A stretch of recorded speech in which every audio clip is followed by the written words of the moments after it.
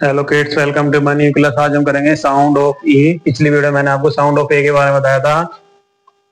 तो sound of E यानी E से बनने वाले कौन कौन से वर्ड हैं? सबसे पहले elephant, egg, eagle, eraser,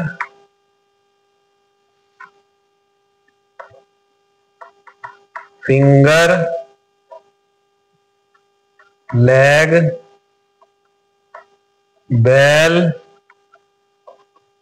horse, donkey, monkey, mouse, lemon, ginger, tree, free, rose, और उसके बाद आएगा हमारा हेड।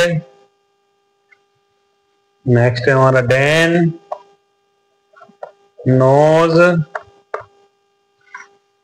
उसके बाद है हमारा phone, gate, float, teacher, brother, sister,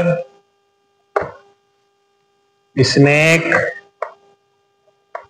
chess, wife, knife, pencil, उसके बाद है हमारा पिकॉक। नेक्स्ट है हमारा एप्पल, उसके बाद आएगा हमारा की, बेड। नेक्स्ट है हमारा हॉकी, HOCKEY, हॉकी। तो किड्स ये थे हमारे sound of E. Sound of E यानी ई से बनने वाले वर्ड्स। वीडियो को लाइक करें, कमेंट्स करें, शेयर करें। Thanks to watch my video.